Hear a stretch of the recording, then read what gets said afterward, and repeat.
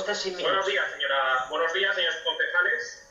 Soy José Tárrega Cervera, presidente de la plataforma vecinal Barrio Peñarocha. Buenos días, señora Gómez. El otro día, cuando retiró usted el punto de la moción, pensábamos que lo hacía para intentar un acercamiento con nosotros, pero nos hemos dado cuenta que no. O sea, hemos intentado hablar con usted, hemos pedido hablar por vía oficial, por vía extraoficial, de forma pública, de todas las formas posibles que existen, por Twitter, por WhatsApp, por todos los medios posibles, y usted no quiere hablar, no quiere saber nada de eso. Es decir, la vicealcaldesa de la ciudad de Valencia no quiere saber nada de una asociación de vecinos que representa a un barrio de 11.000 personas. Y usted viene a este pleno con mucha prisa y entonces trae la modificación, trae la aprobación que trae, mientras todos los plenos de todas las ciudades están precisamente tratando el tema del coronavirus, están tratando el tema de la desescalada, pero a usted lo que le importa ahora es Guadalmedina. Le importa los terrenos que va a ceder a Guadalmedina y que les va a quitar a un barrio y que le va a quitar a un barrio que tiene el índice más alto de niños, cual se lo quita a los niños. Se lo quita a los niños porque esos solares eran para que los niños aprendieran y para que los niños jugaran. Bien. Además, la fecha es muy propicia, le viene muy bien, porque no podemos salir a la calle con la pancarta para decirle, esa pancarta con la que usted tiene tanta obsesión, para decirle aquello que usted no se quiere oír. Y esta recalificación es ilegal, innecesaria. Miren, no nos han notificado absolutamente nada. Estamos personados ante la Comisión Territorial de Urbanismo. Solicitamos a la Consellería de Cultura precisamente que esta información se nos notificase. Y nos hemos enterado por la prensa. Bien, nosotros consideramos que esta modificación, en cuanto al informe de cultura, que tiene carácter suficientemente sustancial, pues fija las determinaciones para la protección del edificio de la antigua tabacalera, tiene que ser sometida nuevamente a periodo de información.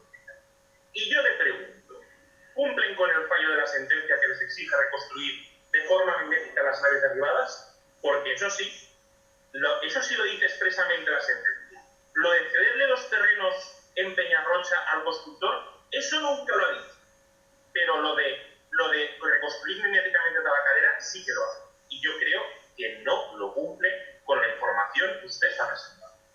Y de las naves de Tabacalera a las naves de Clos. Porque usted lo que hace es que traslada el problema. Lo quita de Tabacalera y lo pone en Clos. Y el problema aquí está en que en el caso de Tabacalera, pues en fin, no se sabía. Pero usted aquí tiene una sentencia que le dice que lo que va a hacer en Clos, que es lo mismo que han hecho en Tabacalera, no se puede hacer. Bien, sigue sin haber este procedimiento ningún plan de participación pública pese a exigirlo la ley. Y el cúmulo de irregularidades es tan elevado que cualquier revisión de oficio tumbaría este procedimiento, empezando por cómo se inició y los contactos con el constructor, previos del que una vez más sabemos por la prensa. Ustedes no niegan. Y siguiendo, porque mientras ustedes proponían compensar al constructor, había un procedimiento abierto de responsabilidad patrimonial con el mismo objeto, que por cierto, señora Gómez, fue estimatorio o desestimatorio. Ustedes nos han impedido acceder, pero la justicia nos revelará lo que ustedes nos exponen. Mire, señora Gómez, cuando se inició todo esto, ustedes decían que hacían esto porque les obligaba la sentencia. Cuando los periodistas contrastaron sus informaciones con la sentencia del Tribunal Superior de Justicia de la Comunidad Valenciana, se dieron cuenta de que era un bulo y se les cayó la boca. Entonces dijeron que era por dinero, pero resulta que le prometieron a los vecinos de Benimaclet que habían 30 millones de euros para comprar suelo privado para convertirlo en público, y Feliniu se les cayó la boca. Dijeron que era el mal menor porque teníamos unos índices de dotaciones y jardines impresionantes, y vino la Asociación Arquitecturia en Levante, el Mercantil Valenciano, a sacar las cifras y avisar de la desdotación del barrio. Y otro bulo más, y se les cayó el argumento.